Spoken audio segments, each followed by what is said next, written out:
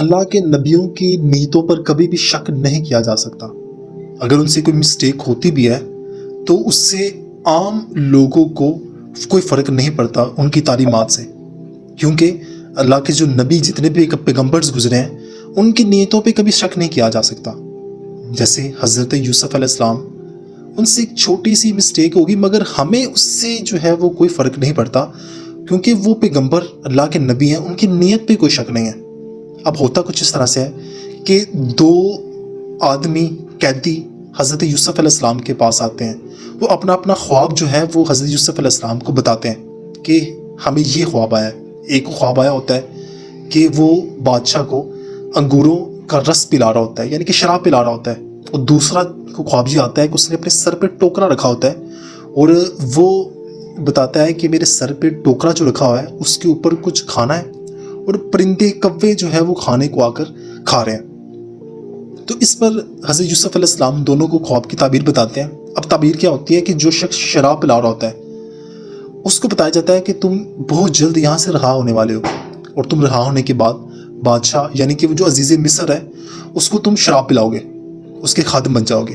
اور دوسرے کو کہا جاتا ہے کہ تم جو ہے وہ جو عزیز مصر ہے تمہیں پھانسی دینے والا ہے، تمہیں لٹکا دیا جائے گا اور تمہاری جو باڈی ہے اس کو کوے کھائیں گے۔ تو یہ ان کی تعبیر نکلتی ہے۔ تو کچھ دنوں کے بعد جو ہے ان کی جو تعبیر ہے وہ سچ ہونا شروع ہو جاتی ہے۔ دونوں کو بلایا جاتا ہے، ایک کو پھانسی ہونی ہوتی ہے اور دوسرے کو رہا کر دیا جانے والا ہوتا ہے۔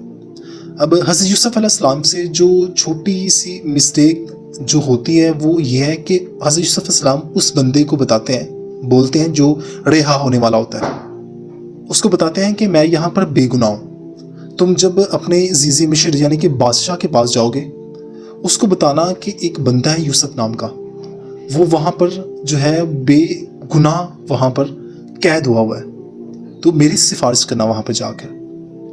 وہ وہاں سے جب چلا جاتا ہے تو باقی قیدی جو ہے وہ حضرت یوسف علیہ السلام کو بولتے ہیں کہ آپ نے بالکل صحیح کیا کہ آپ نے اپنی سفارش کروائی عزیز مصر سے یعنی کہ بادشاہ سے۔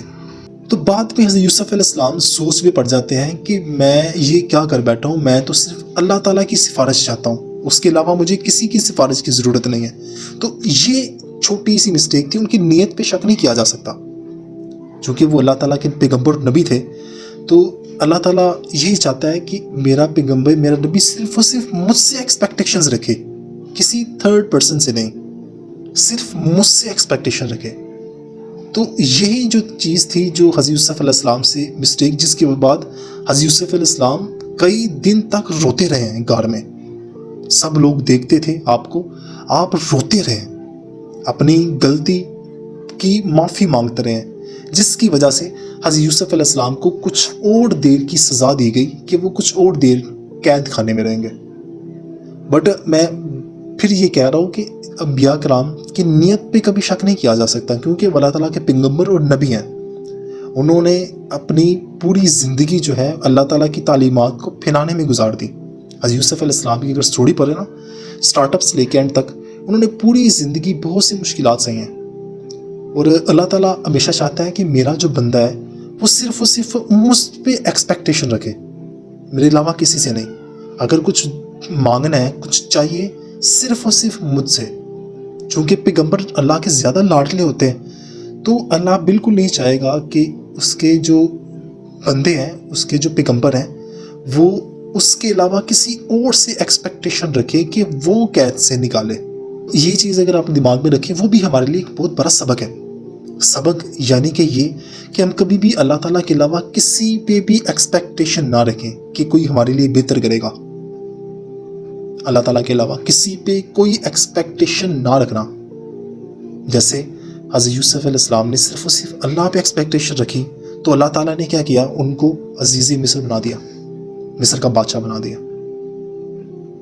اگر ہم بھی اللہ پہ توکل رکھیں گے تو اللہ بھی ہمیں زندگی کی بلندیوں کو تک پہنچا دے گا۔ صرف زندگی کی بلندی نہیں بلکہ قیامت کی بلندی تک بھی پہنچائے گا۔